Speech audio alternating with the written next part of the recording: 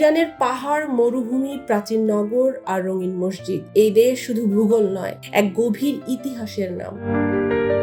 হাজার বছরের সভ্যতা, সাম্রাজ্য আর রাজবংশের গল্পে ভরা ইরান, যেখানে শিল্প, ক্ষমতা আর সৌন্দর্য একসঙ্গে বেঁচে আছে। ইরানের সম্পদ শুধু তেল বা গ্যাসে সীমাবদ্ধ নয়। এ দেশের আরেক অমূল্য শক্তি তার রাজকীয় রত্ন ভাণ্ডার। বিশ্বের সবচেয়ে বড় ও দামি রাজরত্ন সংগ্রহগুলোর একটি আজও ইরানের ইতিহাস বহন করে চলেছে। এ রাজকীয় ঐতিহ্যের মাঝেই উঠে আসে এক নারীর নাম, তিনি ফারাহ পাহলভি।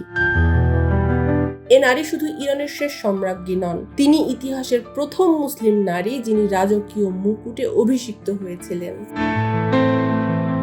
1967 সাল, তেহরানের গোলেস্তান প্রাসাদ, সম্রাট মোহাম্মদ রেজা শাহ পাহলভি নিজ হাতে মুকুট পরিয়ে দেন রানী ফারাহকে।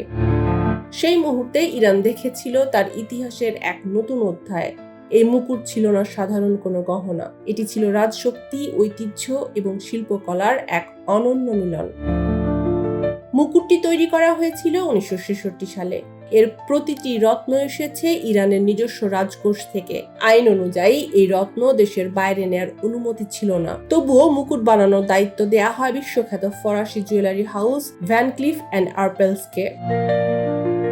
ফরাসি ডিজাইনার পিয়েরে আর্পেলস 6 মাসে তেহরানে গিয়েছিলেন 2 ডজনেরও বেশি বার। কেন্দ্রীয় ব্যাংকের সুরক্ষিত ভল্টে বসে তিনি নিজ হাতে বেছে নেন প্রতিটি হীরা, পান্না আর মুক্তা। এই মুকুটে বসানো হয় প্রায় 1,500 হীরা, 3 ডজনের বেশি পান্না, রুবি ও স্পেনেল, 100রও বেশি মুক্তা।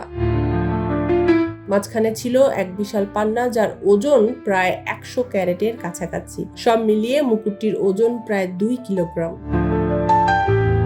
মুকুটের সঙ্গে তৈরি করা হয় পান্নার কানের দুল আর এক অনন্য নেকলেস। ষড়ভুজাকৃতি খোদাই করা পান্না, নাশপাতি আকৃতির মুক্তা আর হলুদ হীরার ঝলক, সব মিলিয়ে রাজকীয় সৌন্দর্যের পরিপূর্ণ প্রকাশ। রাজ্যাভিষেকের দিন ফারাহ পাহলভি শুধু মুকুটেই নয়, পুরো আয়োজনেই ছিলেন ব্যতিক্রম। তিনি এসেছিলেন বিশেষভাবে তৈরি এক রাজকীয় গাড়িতে, যার মূল্য আজকের হিসাবে কোটি টাকারও বেশি। ফরাসি নকশার পোশাক আর 6 জন দাসী বহন করেছিলেন তার পোশাকের দীর্ঘ ট্রেন। সেই দিনেই প্রথমবার জনসাধারণের সামনে আসেন শাহবানু ক্রাউন, ইরানের শেষ রাজমুকুট। আর এই মুকুট সংরক্ষিত তেহরানের রয়্যাল জুয়েলস মিউজিয়ামে।